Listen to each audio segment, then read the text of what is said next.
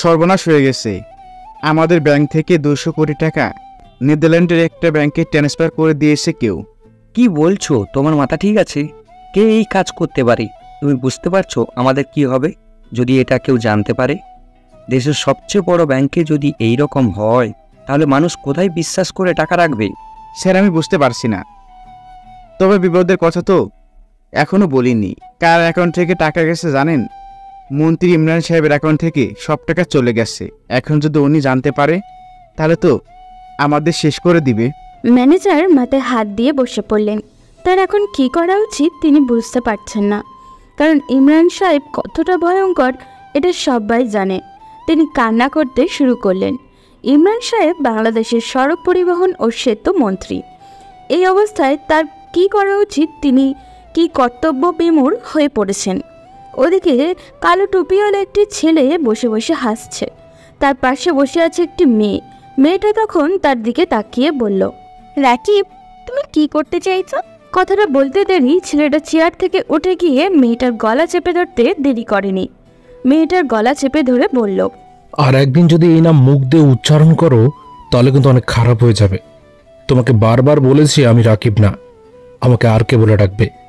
আমি আর কে, the one and only আর কে। মেয়েটা খানিকটা ভয় পেয়ে গেল। এরকম পরিস্থিতির সম্মুখীন সে কখনো হয়নি। তার ভাবতেই অবাক লাগছে এই ছেলেটা তাকে ভীষণ ভালোবাসত। ভদ্র নম্র একটি ছেলে কিভাবে এত ভয়ঙ্কর হয়ে উঠল।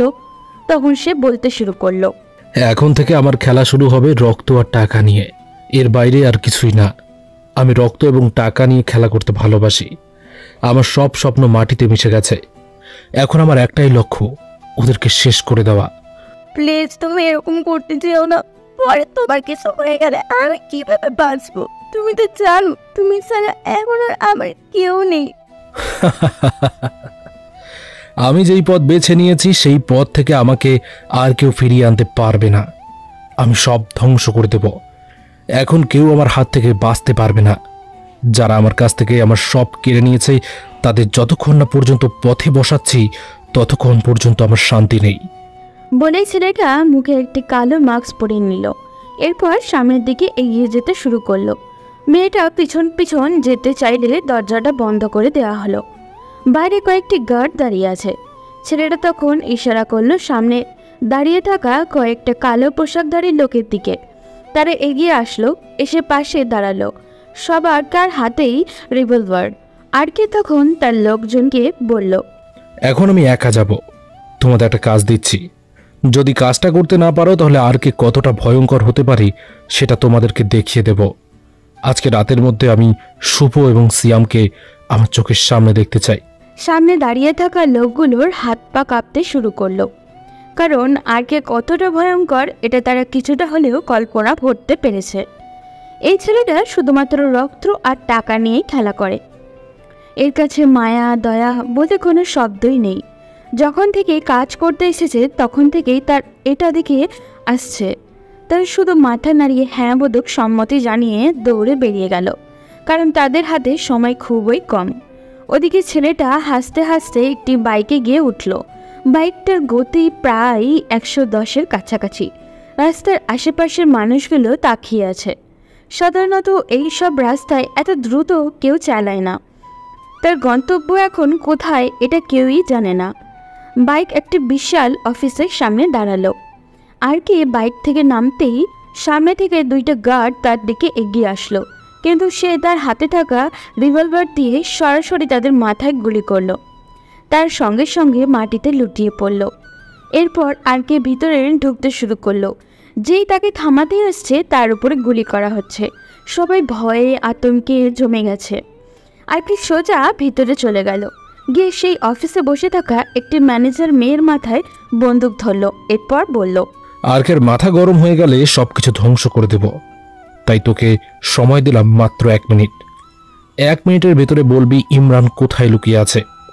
সময়ের 1 সেকেন্ডের বাইরে চলে গেলে আর্কের বন্দুক থেকে গুলি বের হতে শুরু করবে। স্যার প্লিজ আমাকে মারবেন না। আমি জানি না, আমি যদি জানতাম তাহলে আমি আপনাকে বলে দিতাম। আমি এই ব্যাপারে কিছুই জানি না। উনি হঠাৎ করে আসেন, আমার কাছ থেকে শুধু হিসাব নিতেন।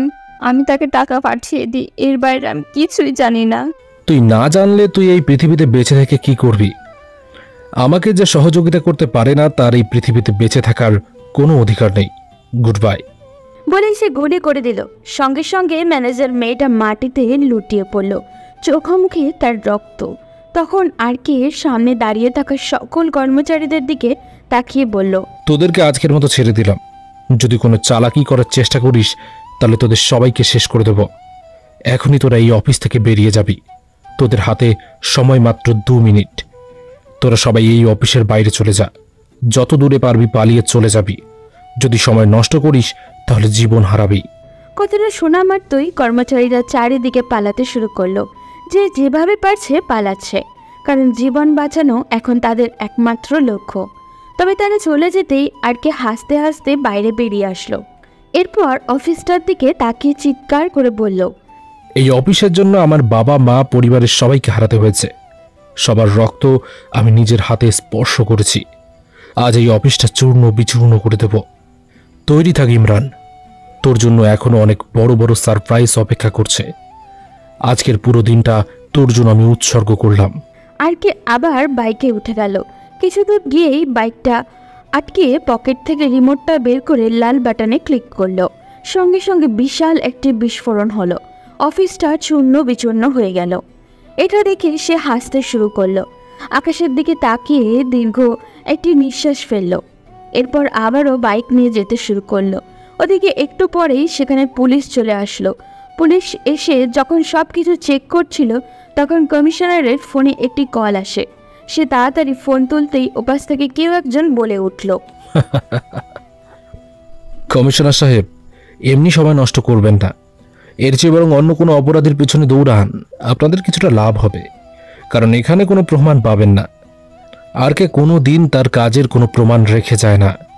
তাই এমনি এমনি নিজেদের সময় নষ্ট না করে অন্যদিকে যান, কিছুটা হলেও লাভ হবে। এই তুমি কি করতে চাইছো? তুমি কি ভুলে যাচ্ছ আইনের হাত কতটা লম্বা? তুমি আগুন নিয়ে খেলা করছো। যারা আগুন নিয়ে খেলা করে তাদেরকে ধ্বংস হয়ে যেতে হয়, এটা কি তুমি ভুলে গেছো? আমি আগুন নিয়ে খেলা করছি না কমিশনার। আজকে প্রতিশোধের আগুনের তৈরি, তাই আমার সাথে লাগতে আসো না। আগুন নিয়ে যদি আমি খেলা করতাম তাহলে এতক্ষণে আমি পুড়ে ছাই হয়ে যেতাম। আমি শুধু সুযোগ দিচ্ছি, যেদিন তোমার সিরিয়াল চলে আসবে কমিশনার, সেদিন কেউ তোমাকে আমার হাত থেকে বাঁচাতে পারবে না।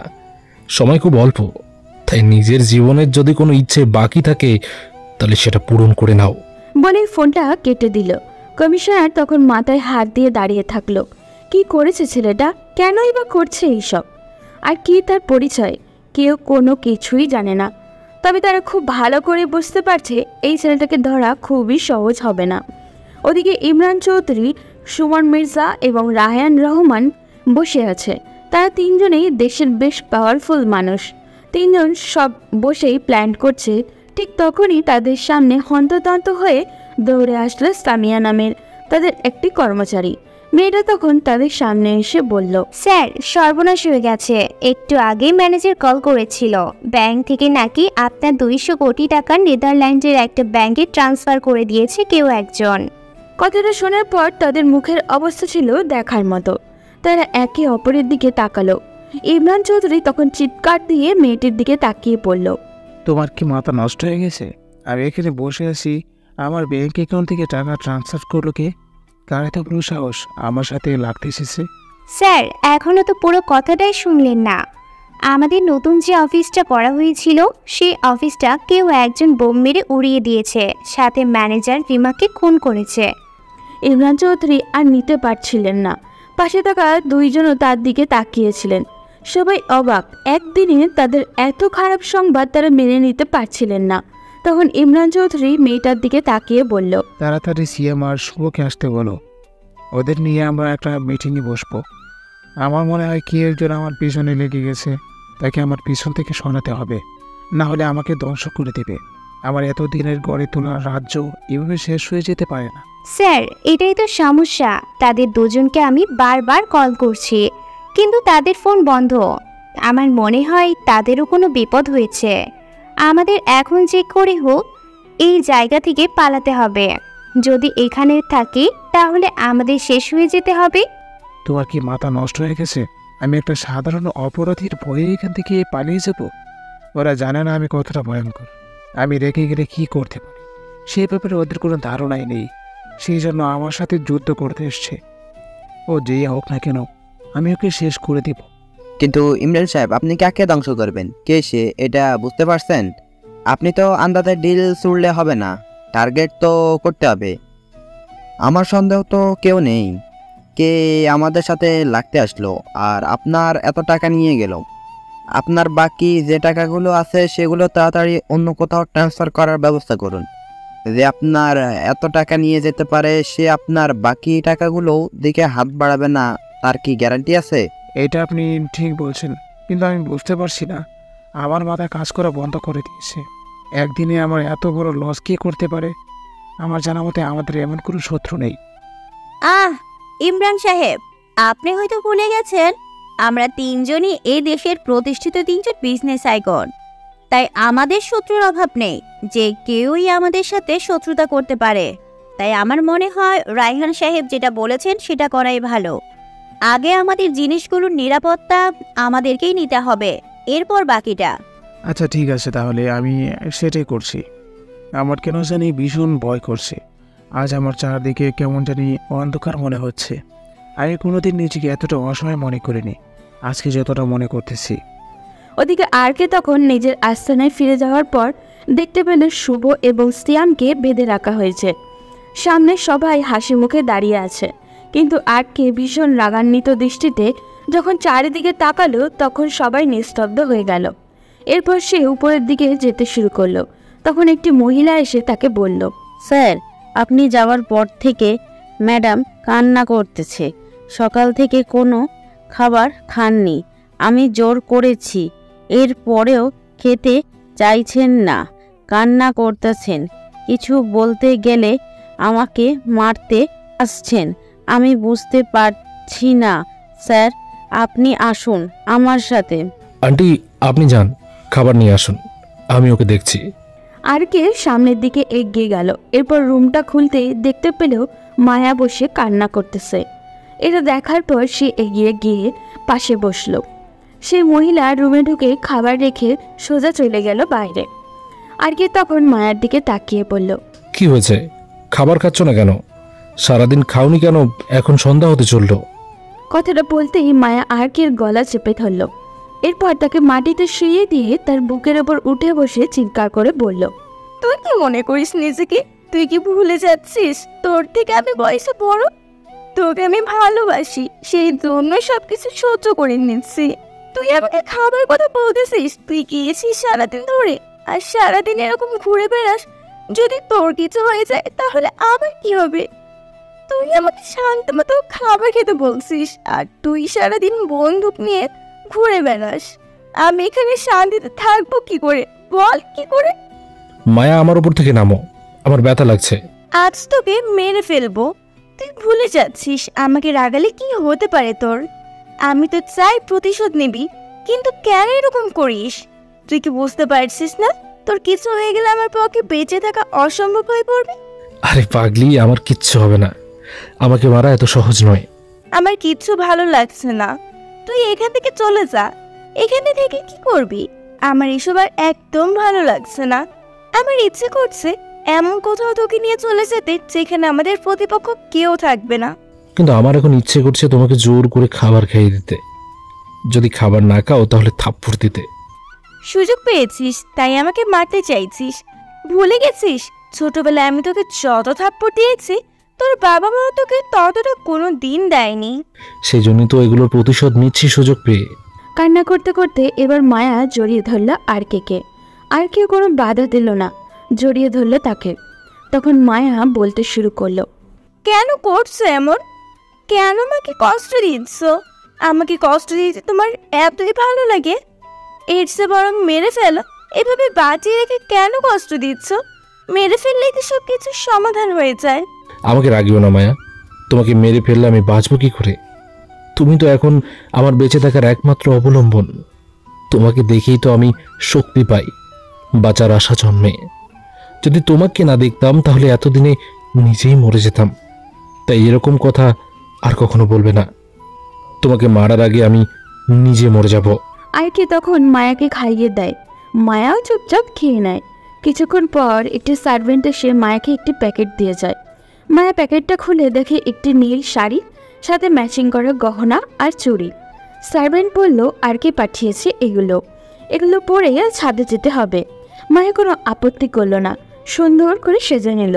কিন্তু অবাক হচ্ছে আজকে কেন আরকে তাকে এভাবে সাজতে বলল। হঠাৎ করে কি হলো ছেলেটার? ছাদে যেতেই দেখতে পেল অন্ধকার চারিপাশ, কোনো কিছু নেই, চারিদিকেই নিস্তব্ধতা। সে কিছুটা ভয় পেয়ে গেল। হঠাৎ করে পেছন থেকে কেউ তাকে জড়িয়ে ধরল। এই স্পর্শ খুবই ভালো করে চেনে, আর এটা কেউই নয়, এটা তার প্রিয় রাকিব। সে চুপচাপ অনুভব করতে শুরু করলো রাকিবের স্পর্শ। হঠাৎ করেই লাইটটা জ্বলে উঠল চারিদিকে তাকিয়ে সে ভীষণ অবাক হয়ে গেল, কারণ পুরো ছাদটা সাজানো, ফুলের পাপড়ি দিয়ে রাস্তা করে দেওয়া হয়েছে। সামনে একটা কেক রাখা, সেখানে লেখা আছে তার জন্মদিনের শুভেচ্ছা বার্তা। এটা দেখার পর সে অবাক হয়ে তাকিয়ে রইল রাকিবের দিকে। রাকিব আজকের দিনটা মনে আছে? এত ব্যস্ততা, এত প্রতিশোধের আগুনের ভিতরে কিভাবে মনে রাখলো এই দিনটার কথা? সে জিজ্ঞাসা ভরা দৃষ্টি নিয়ে রাকিবের দিকে তাকালো। রাকিব তখন তাকে বলল, আমি আমাকে ভুলে যেতে পারি, কিন্তু আমার প্রিয়জনের প্রতিটা মুহূর্ত আমি মনে রাখি। তুমি কি ভেবেছিলে আমি এই দিনটার কথা ভুলে যাব? কখনোই না। তোমার একটু হাসি মুখ দেখার জন্য আমি নিজের জীবনটাও দিয়ে দিতে পারি। মায়া আর থাকতে পারল না, জাপটে জড়িয়ে ধরে রাকিবকে কান্না করতে শুরু করলো। এই ছেলেটা এতটা পাগল কেন সে নিজেও বুঝতে পারে না। রাকিব তাকে শক্ত করে জড়িয়ে ধরে বলল, এখন কি সারা রাত এভাবেই কান্না করবে নাকি কেকটা কাটবে? মায়া কান্না থামিয়ে এগিয়ে গেল কেকটা কাটার জন্য। এরপর দুজন মিলে কেকটা কেটে একে অপরকে খাইয়ে দিল। রাকিব তখন মায়াকে জড়িয়ে ধরে ছাদের দোলনায় বসে রইল। দুজনেই আজ পূর্ণিমার চাঁদটা খুব ভালো করে উপভোগ করতে পারছে। মায়া রাকিবকে শক্ত করে জড়িয়ে ধরে বলল, রাকিব, আমি আর এভাবে কতদিন একা থাকবো? আমার তোমার মতো একটা পিচ্ছি রাকিব চাই, দেবে আমাকে এনে? এখনো সময় আসেনি মায়া। সময় আসলে আমাদের ঘরে নতুন সদস্য আসবে, কিন্তু এখন আমাদের দুজনের জীবনই ঝুঁকিপূর্ণ। এই সময় আমি চাই না নতুন কোনো আশা দেখতে, কারণ পরে সেটা আমাদের জন্যই আরো কষ্টের হয়ে দাঁড়াবে। আমি কিচ্ছু শুনতে চাই না। আমার কাছে এসব শুধুমাত্রই একটা ঝামেলা, তাই আমি এসব নিয়ে চিন্তা করতে চাই না। আমি তোমাকে নিয়ে সুন্দর একটা সংসার সাজাতে চাই।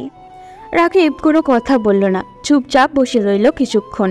এরপর দুজনে রুমে চলে গেল। রুমে যেতেই মায়া রাকিবকে ধাক্কা দিয়ে বিছানায় ফেলে দিল। রাকিব তখন মায়ার দিকে তাকিয়ে বলল, কি করছো মায়া? কি করছি এই যে একটু পরেই বুঝতে পারবে। এখন চুপচাপ শুয়ে থাকো। আমার কাছে আসবে না বলে দিলাম। আসবো কিনা সেটা আমার ব্যাপার, চুপচাপ শুয়ে থাকো। মায়া সরে যাও বলছি। উফ, আবার পিচ্ছি বড়টা ভয় পাচ্ছে বুঝি? ভয় পাবো কেন? আমি কাউকে ভয় পাই না। ও রিয়েলি? তাহলে হাত কাঁপছে কেন আমার বাবুটার? দেখো, আর কাছে আসলে কিন্তু আমি নিজেকে কন্ট্রোল করতে পারবো না। আমি কি বলেছি কন্ট্রোল করতে? আমিও তো চাই আমার পিচ্ছি বড়টা তার ভালোবাসার সবটুকু আমাকে দিক।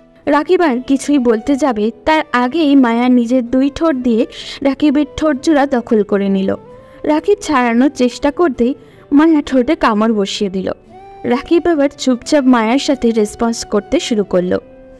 এরপর দুজনেই হারিয়ে গেল ভালোবাসার নতুন এক রাজ্যতে। সকালে রাকিব ঘুম থেকে উঠেই দেখল মায়া তাকে শক্ত করে জড়িয়ে ধরে ঘুমিয়ে আছে। সে আস্তে করে উঠে ওয়াশরুমে চলে গেল। ওয়াশরুমে নিয়ে বের হয়ে ড্রেস চেঞ্জ করে বেরিয়ে পড়ল নিজের আস্তানার উদ্দেশ্যে, কারণ শুভ আর সিয়ামকে কালকে রাতেই আস্তানায় পাঠিয়ে দিয়েছে, কারণ তাদেরকে বাড়িতে শাস্তি দিলে মায়া ভয় পেতে পারে, আর সে চায় না মায়া আবার আতঙ্কিত হয়ে পড়ুক। তাই সে বেরিয়ে চলে গেল আস্তানায়।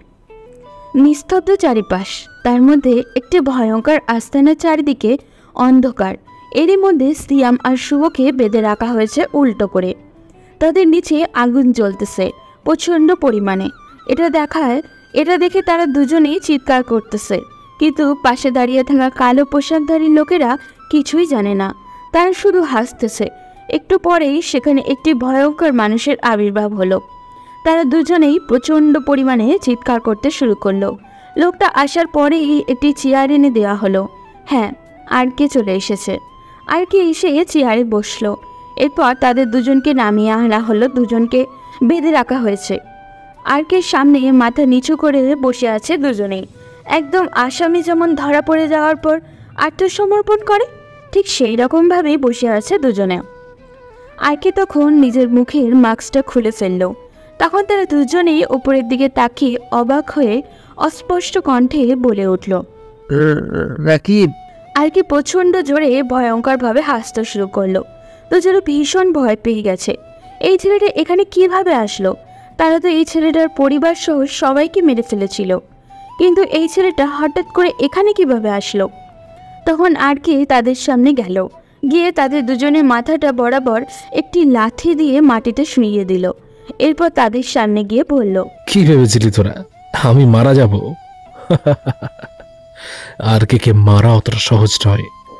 রাকিব নামে যেই ছেলেটা ছিল সে অনেক আগেই মারা গিয়েছে। তোরা তাকে মেরে ফেলেছিস। এখন যে তোদের সামনে দাঁড়িয়ে আছে সে প্রচণ্ড ভয়ঙ্কর হিংস্র আর কে। তারা দুজনেই বুঝতে পারলো তারা কত বড় ভুল কাজ করে ফেলেছে। এখন তারা বাঁচবে কিভাবে? তারা দুজনেই আরকের পায়ে ধরে কান্না করতে শুরু করলো। কিন্তু আরকে ক্ষমা করার মতো মানুষ নয়, এটা সবাই জানে। কিন্তু এর পরেও তারা চিৎকার করে কান্না করতেছে। আরকে তখন তাদের দিকে তাকিয়ে বলল, তোরা কি ভাবছিস তোদেরকে এমনি এমনি মেরে ফেলার জন্য এখানে ধরে নিয়ে এসেছি? না, তোদের থেকেই আমি আমার কাজ হাসিল করব। বল, ইমরান চৌধুরী কোথায় লুকিয়ে আছে? আমি জানি তোরাই বলতে পারবি ইমরান চৌধুরী কোথায় লুকিয়ে আছে। যদি সত্য কথা না বলিস তাহলে তোদের দুজনকে এমনভাবে মারব যে মৃত্যুর আগের প্রতিটা সেকেন্ড মৃত্যুর যন্ত্রণা উপভোগ করবি। ভাই বিশ্বাস করেন, আমরা জানি না ইমরান চৌধুরী কোথায় লুকিয়ে আছে। ইমরান চৌধুরী প্রতিদিন নিজের আস্তানা পরিবর্তন করে, সে কোথায় থাকে এটা আমরা নিজেরাও জানি না।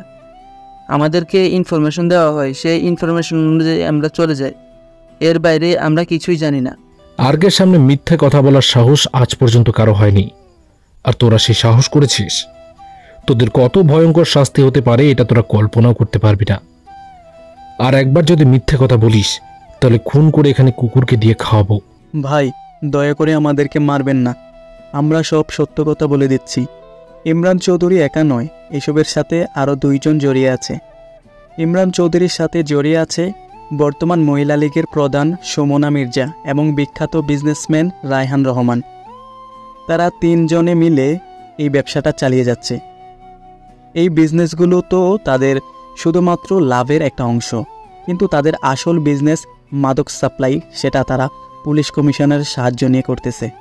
এটা আমি জানি, এবং কমিশনারের দিন ঘনিয়ে এসেছে। কমিশনারকে তো আমি সুযোগ দিয়েছি।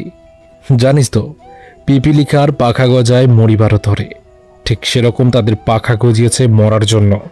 তারা কল্পনাও করতে পারবে না আমি কতটা ভয়ঙ্কর। ভাই আমি তাদের আস্তানা জানি না, যদি আস্তানা জানতাম তাহলে আপনাকে বলে দিতাম। আমাকে এক এক সময় এক এক আস্তানে নিয়ে যাওয়া হয়। সামিয়া নামের একটা মেয়ে আছে, ওই মেয়েটাই তাদের আস্তানা সম্পর্কে খুব ভালো করেই জানে। ও আমাদের কল দিয়ে জানায় কোথায় দেখা করতে হবে, আমরা সেইখানে চলে যাই। মেয়েটা খুব ভয়ঙ্কর। আচ্ছা ঠিক আছে, তাহলে ওই মেয়েকে কল করবি। কল করে বলবি তুই ইমরান চৌধুরীর সাথে দেখা করতে চাস। তোরা দুজনে ইমরান চৌধুরীর সাথে দেখা করতে যাবি।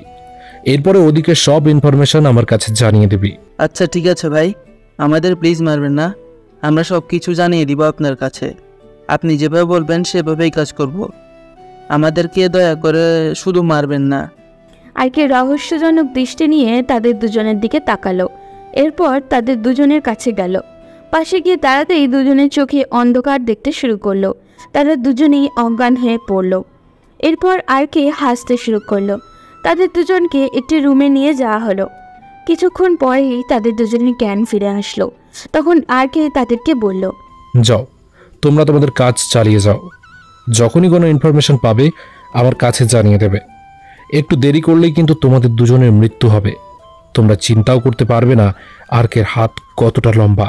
আপনি কোনো চিন্তা করবেন না ভাই, আমরা সময় মতো আপনার কাছে সব কিছু পৌঁছে দেব।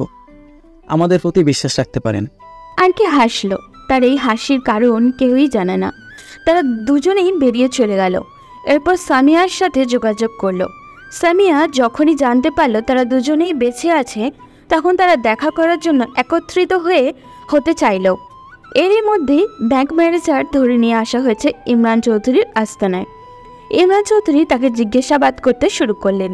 ম্যানেজার ইমরান চৌধুরীকে বলল, স্যার বিশ্বাস করেন, আমরা এই টাকার ব্যাপারে কোনো কিছুই বলতে পারবো না। হঠাৎ করে ব্যাংকের সাইবার সিস্টেম কেউ একজন হ্যাক করে নেয়। আমরা অনেক চেষ্টা করেছি টাকাগুলো বাঁচানোর, কিন্তু কোনোভাবেই সম্ভব হয়নি। কি এসে যে টার্গেট করে শুধুমাত্র আমার অ্যাকাউন্ট থেকে টাকা নিয়ে গেল? ও হ্যাকারের পরিচয় আমি জানতে চাই। ও কত বড় হ্যাকার হয়েছে সেটাও আমি দেখে নেব। ওই টাকাগুলো কি এখনও সে নিজের কাছে রেখেছে নাকি অন্য কোথাও নিয়ে গেছে সেটাই তো জানি না। সে টাকাগুলো নেদারল্যান্ডের একটা ব্যাংকে ট্রান্সফার করেছে। ওখান থেকে টাকা নিয়ে আসাটা অনেক কষ্টকর। আমার মনে হয় আপনি যদি ওই টাকা আনতে চান তাহলে ওর চেয়ে আরও ভয়ঙ্কর কোনো হ্যাকারের সাথে আপনি যোগাযোগ করুন। সেটা তোমাকে চিন্তা করতে হবে না, তুমি এখন নিজের কাজ করো। যাও, আমি ব্যবস্থা করতেছি।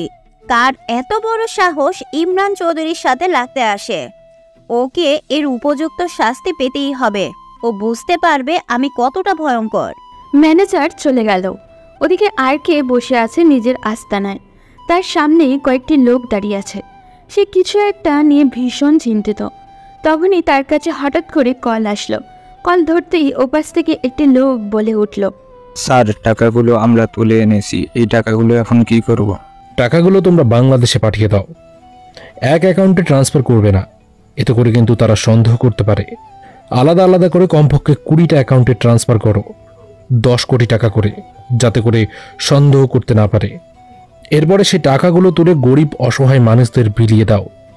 ওদের ওই কালো টাকাগুলো এই গরিব মানুষদেরকে মেরে নেওয়া হয়েছে, তাই এই টাকাগুলোর উপর অধিকার শুধু ওই মানুষগুলোর। ওকে স্যার, আপনি কোনো চিন্তা করবেন না, আমি টাকাগুলো আপনার লোকজনের অ্যাকাউন্টে ট্রান্সফার করে দিচ্ছি, আপনি সাবধানে থাকবেন। আরকে ফিরিয়ে কোনো কথা বলল না, ফোনটা রেখে দিল। ওদিকে নেদারল্যান্ডে বসে থাকা আরকের কর্মচারী আলাদা আলাদা 20টা অ্যাকাউন্ট টাকাগুলো ট্রান্সফার করে দিল এবং দেশে বসে থাকা তার কর্মচারীরা সেই টাকা তুলে গরিব অসহায় মানুষদের বিলিয়ে দিল। যাদের বাড়ি ঘর নেই তাদের বাড়ি ঘর বানিয়ে দিল। ওদিকে সিয়াম এবং শুভ চলে গেছে সিয়ামের দেওয়া ঠিকানা অনুযায়ী ইমরান চৌধুরীর আস্তানায়। সেখানে গিয়ে দেখতে পেলেও পুলিশ কমিশনারও বসে আছে। তারা সবাই মিলে একটা মিটিংয়ের ব্যবস্থা করেছে। সেখানে যাওয়ার পর ইমরান চৌধুরী তাদেরকে দেখে বলে উঠল, তোমাদের আর আক্কেল জ্ঞান কোনোদিন হবে? আমি এত বড় একটা বিপদের মধ্যে আছি, আমার অফিসকেও একজন ঢুকে পুড়িয়ে দিয়েছে, আর তোমরা দুজনে কোথায় ছিলে? স্যার কি বলবো, আমাদের কেউ একজন আক্রমণ করে আমরা তাকে দেখতে পাইনি। হঠাৎ করে আমাদের উপর আক্রমণ করেছে। আমরা দুজনের রাস্তার মধ্যে শুয়েছিলাম। যখন জ্ঞান ফিরল তখন আমরা সামিয়ার সাথে যোগাযোগ করার চেষ্টা করি এবং আপনার সাথে দেখা করতে এসেছি। কি বলছো, তোমাদের উপর আক্রমণ করা হয়েছে? কে তোমাদের উপর আক্রমণ করলো? আর যে আক্রমণ করলো সে তোমাদের না মেরে এভাবে ফেলে চলে গেল কিভাবে? ইমরান সাহেব, এসব কথা এখন বাদ দেন। এখন আসল কথা বলেন, যে কথা বলার জন্য তাদেরকে এখানে ডেকে নিয়ে এসেছেন। এসব কথা পরেও বলা যাবে। এটা আপনি ঠিক বলছেন ম্যাডাম। আমার টাকা নিয়ে চলে গেছে কেউ একজন হ্যাক করে। আমাদের সেই টাকা ফিরিয়ে আনতে হবে এবং আমাদের বাকি যে টাকাগুলো আছে সেই টাকাগুলোর একটা ব্যবস্থা করতে হবে। কারণ যে আমার 200 কোটি টাকা নিয়ে গেছে সে আমার বাকি টাকাগুলো দিকেও হাত বাড়াবে। তাই আমি চাচ্ছি তোমরা সবাই মিলে এমন একজন হ্যাকারকে খুঁজে বের করো যে আমার টাকাগুলো ফিরিয়ে এনে দিতে পারবে এবং কে আমার টাকাগুলো নিয়ে গেছে তাকে খুঁজে বের করে এনে দিতে পারবে। কিন্তু এমন কেউ তো আমাদের দেশে আছে বলে আমার মনে হয় না। ইমরান সাহেব, আপনি একটা কাজ করুন, আপনি বিদেশ থেকে আপনার পরিচিত কেউ থাকলে তাকে নিয়ে আসুন। আমাদের দেশের হ্যাকাররা এগুলো করতে পারবে না। বিদেশি ভালো কোনো ভয়ঙ্কর হ্যাকারকে নিয়ে আসুন। হ্যাঁ স্যার, আমারও এটাই মনে হয়। আমাদের দেশের হ্যাকাররা এসব করতে পারবে না। তাই আমার মনে হয় এটা বিদেশের কোনো লোকের কাজ।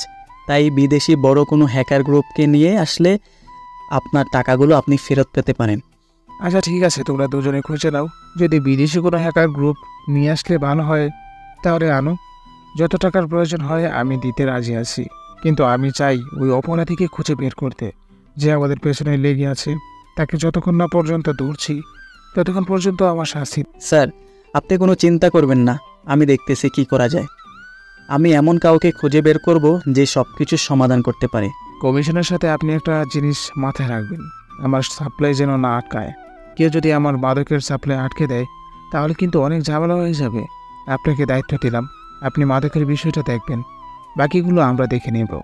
আর ইমরান সাহেব, আপনাকে কোনো চিন্তা করতে হবে না, এই দিকটা আমার হাতেই ছেড়ে দিন। আমি আপনার মালগুলো সঠিক সময় সঠিক জায়গা মতো পৌঁছে দিব। আপনি আমাকে যেভাবে দেখতেছেন এভাবেই দেখে যাবেন। আপনি আমার কাজ ঠিক মতো করলে আপনাকেও আমরা দেখব। যদি আমার কাজ কোনো ঝামেলা হয় তাহলে কিন্তু আপনাকে বিপদে পড়তে হবে। তাই আমার কাজগুলো এমনভাবে করবেন যাতে কেউ এসব ব্যাপারে কোনো কিছু বুঝতে না পারে। এরপর কমিশনার সাহেব বেরিয়ে গেলেন। কমিশনার সাহেব বেরিয়ে যাওয়ার সাথে সাথেই সিয়াম এবং শুভ এগিয়ে আসলো ইমরান সাহেব এবং তার সাথীদের দিকে। এটা দেখে তারা সবাই অবাক হয়ে গেল। তখন শুভ তাদের দিকে তাকিয়ে বলল, স্যার, আপনি কত বড় ভুল কাজ করছেন সেটা আপনি নিজেও জানেন না। আপনি তো এতক্ষণ কমিশনার সাহেবের কারণে এতগুলো কথাগুলো বলছিলাম না। কমিশনার সাহেব 2-3 দিনের ভিতরে মারা যাবেন, তাকে কেউ বাঁচাতে পারবে না। কি বলতেছো তোমরা? তোমাদের কি মাথা নষ্ট হয়ে গেছে? কমিশনার সাহেব কেন মারা যাবেন? ইমরান সাহেব, আপনার কর্মচারীরা এসব কি বলতেছে? কমিশনার মারা গেলে আমাদের ব্যবসার কি হবে? হ্যাঁ ম্যাডাম, আমি সত্যি কথাই বলছি। আমাদেরকে কেউ রাস্তায় মেরে ফেলে দিয়ে যায়নি। আমাদেরকে তুলে নিয়ে গিয়ে অত্যাচার করা হয়েছিল। এখন এখানে পাঠানো হয়েছে আপনাদের ব্যাপারে ইনফরমেশন জানানোর জন্য। আপনার মনে আছে স্যার, যে অফিসটা পুড়িয়ে ফেলা হয়েছে, সেই অফিসের জায়গায় একটা বস্তি ছিল। ওই বস্তির একটা পরিবার খুব ঝামেলা করছিল। ওই ঝামেলা করা পরিবারের যে ছেলেটা ছিল রাকিব, ও এসব করতেছে। এই টাকাগুলো আমার ধারণাও নিয়ে গেছে। কি বলছো তোমরা? তোমাদের মাথা ঠিক আছে? ওই পরিবারটাকে সহ পুরো পরিস্থিতিটাকে তো আমরা পুড়িয়ে ফেলেছিলাম, বলেছিলাম আগুন ধরিয়ে, আর পরিবারটাকে আমরা পুড়িয়ে ফেলেছিলাম। তাহলে বেঁচে আসলো কিভাবে? তোমরা কি সত্যি বলতেছো? হ্যাঁ স্যার, আমরা সত্যি কথাই বলতেছি। ওই পরিবারটা মারা গেলেও ওই ছেলেটা মারা যায়নি। ওই ছেলেটা আমাদেরকে তুলে নিয়ে গিয়েছিল। আমরা তাকে সরাসরি নিজের চোখে দেখেছি। আমাদেরকে এখানে পাঠিয়েছে আপনাদের ব্যাপারে ইনফরমেশন তার কাছে পাঠানোর জন্য। তখন তারা সবাই অবাক হয়ে গেল, কি করে এই ছেলেটাকে বাঁচাতে পারে। আপনারাও হয়তো কিছুই বুঝতে পারছেন না। তাহলে চলুন 2 বছর আগের ঘটনা থেকে একটু ঘুরে আসি, তাহলে এসবের কারণটা আপনাদের কাছে পরিষ্কার হয়ে যাবে। আজ থেকে 2 বছর আগের ঘটনা। বস্তির মধ্যবিত্ত পরিবারের সন্তান ছিল রাকিব। বাবা, মা, দাদা, দাদি সহ তাদের বড় একটি পরিবার ছিল। তার বাবা ছিলেন ভীষণ পরিশ্রমী একটি মানুষ। তিনি চাইতেন তার ছেলে যেন বড় হয়ে কিছু একটা করে। সেজন্য তিনি তার ছেলেকে পড়াশোনা করাতেন। নিজে হাজারো পরিশ্রম করতেন, কিন্তু ছেলেকে কখনোই পরিশ্রম করতে দিতেন না।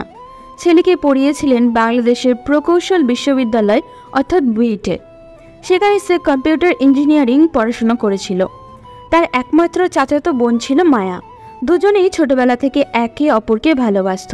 মায়া রাকিবের চেয়ে বয়সে বড় ছিল, কিন্তু তাদের পরিবারে এত কোনো আপত্তি ছিল না, কারণ পুরো পরিবারে তারা এক ছেলে আর এক মেয়ে। তারা চাইছিল না এদেরকে আলাদা করতে, তাই তারা বিয়েটাও সেরে নেয়। কিন্তু হঠাৎ করে একদিন জানতে পারে তাদের এই বস্তিটা থাকবে না, এই বস্তিটাকে উঠিয়ে দেওয়া হবে। সেখানে একটি বিশাল অফিস করা হবে এবং সাথে একটি ফ্যাক্টরিও করা হবে।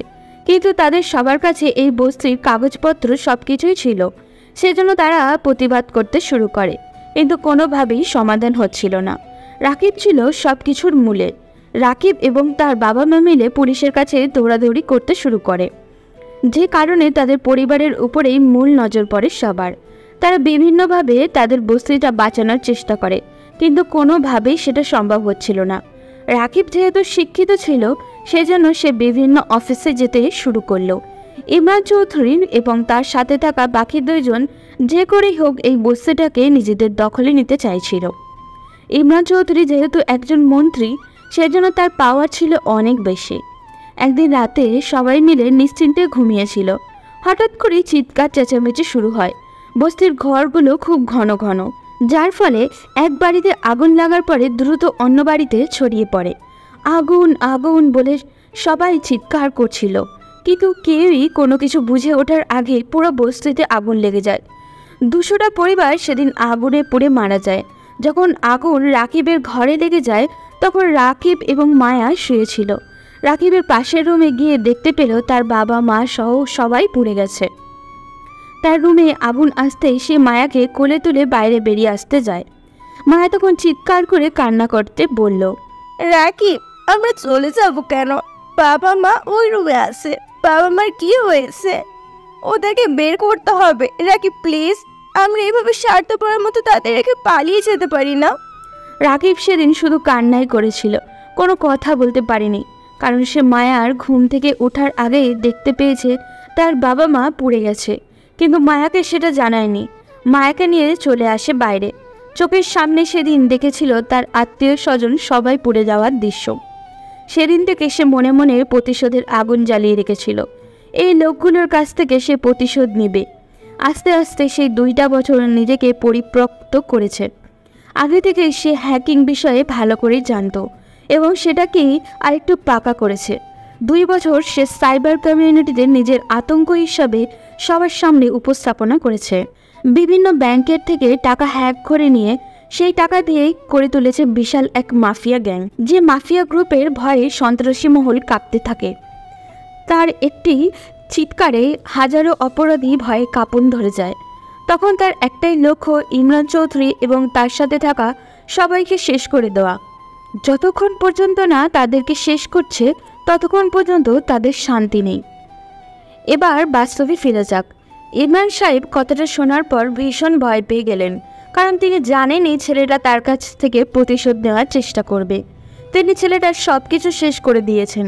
তখন তিনি সুমনা মির্জার দিকে তাকিয়ে বললেন, ম্যাডাম, এখন কি করব?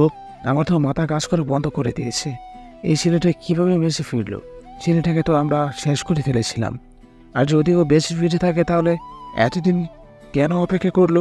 মিস্টার ইমরান চৌধুরী, আমার মনে হয় ছেলেটা এতদিন ধরে অপেক্ষা করছিল সুযোগের, এবং এখন সে সুযোগ পেয়েও গেছে, তাই আমাদের উপর আক্রমণ করেছে। তাই আমাদের এখন যা করার তা খুব ভেবে চিন্তে করতে হবে, কারণ ছেলেটা যথেষ্ট শিক্ষিত ছিল আর সে বুয়েটে পড়াশোনা করত। তাই আমার মনে হয় আপনার টাকাগুলো ও নিয়ে নিয়েছে। এখন আমি আস্তে আস্তে সব কিছু বুঝতে পারছি। ওই ছেলেটা আমাদের হাত থেকে বাঁচতে পারবে না। ও একবার বেঁচে গিয়েছে, তাই বলে যে বারবার বেঁচে যাবে এরকমটা না। ওকে শেষ করব। এরপর তারা সবাই মিলে প্ল্যান করতে বসলো। সন্ধ্যার পর তাদেরকে একটি মাদকের সাপ্লাই আসার কথা ছিল, সেজন্য তারা অপেক্ষা করছিল। ওদিকে সিয়াম এবং শুভ কল করলো আরকের কাছে। আরকে তখন নিজের বাসায় বসেছিল। হঠাৎ করে তার কাছে কল আসতেই সে ফোনটা রিসিভ করলো। তখন উপাস থেকে শুভ বলে উঠল, ভাই, আমরা একটা ইনফরমেশন জানতে পেরেছি। বর্ডারের কাছাকাছি তাড়াতাড়ি চলে যান, ওইখানে ইমরান চৌধুরী একটা মাদকের সাপ্লাই আছে। একটু পরে ওখানে গিয়ে ওটা আটকান। পুলিশ কমিশনার ওখানে থাকবে, ওখান থেকে পুলিশ কমিশনারকেও ধরতে পারবেন। আচ্ছা ঠিক আছে, এভাবেই আমাকে ইনফরমেশন দেবে। যে কোনো কিছু জানার সাথে সাথে আমাকে জানিয়ে দেবে। তোমরা নিশ্চিন্তে থাকতে পারো, তোমাদের কোনো ক্ষতি আমি করব না যতক্ষণ আমাকে ইনফরমেশন দেবে। যদি আমার সাথে বেইমানি করার চেষ্টা করো তাহলে কিন্তু শেষ করে দেব। ভাই, আপনি কোনো চিন্তা করবেন না। আমাদের এত সাহস হয়নি আপনার সাথে বেইমানি করব। আপনার সাথে বেইমানি করে কি আমরা নিজেদের জীবন বিপদে ফেলবো নাকি? আপনি নিশ্চিন্তে থাকতে পারেন। বলেই ফোনটা রেখে দিয়ে তারা হাসতে শুরু করলো। ওদিকে আরকে তখন রহস্যজনক একটি হাসি দিয়ে তার লোকজনকে বলল, তোমরা সবাই বর্ডারের কাছাকাছি চলে যাও। ওখানে ইমরান চৌধুরীর একটা মাদকের সাপ্লাই আসার কথা আছে। যদি ওখানে পুলিশ কমিশনারকে পাও তাহলে তাকে ধরে নিয়ে চলে আসবে। আমি অন্য একটা জায়গায় যাচ্ছি। সামনে দাঁড়িয়ে থাকা লোকগুলো তখন বন্দুক হাতে নিয়ে বেরিয়ে চলে গেল। ওদিকে শুভ আর সিয়াম তখন একে অপরের দিকে তাকিয়ে হাসতে শুরু করলো। তখন শুভ বলল, এবার ওই আর কে বুঝতে পারবে আমরা কতটা ভয়ঙ্কর। আমাদেরকে অত্যাচার করেছে, তাই না? এখন ওকে ভুল রাস্তায় পাঠিয়ে দিয়েছি। ওদের ওখানে যাওয়ার পর ইমরান চৌধুরীর লোকেরা ওকে শেষ করে দেবে। তা যা বলেছিস ভাই, ওর কত বড় সাহস আমাদেরকে বেঁধে নিয়ে গিয়ে অত্যাচার করে। ও ভেবেছিল আমরা ইমরানের সাথে বেইমানি করে ওকে সব ইনফরমেশন দিয়ে দিব, কিন্তু আমরা যে ইমরান চৌধুরীর টাকা খেয়ে ওকে উল্টো ভুল পথে চালিয়ে দিয়েছি এটা বুঝতেও পারিনি। বলেই তারা দুজনে বিকট শব্দ করে হাসতে শুরু করলো।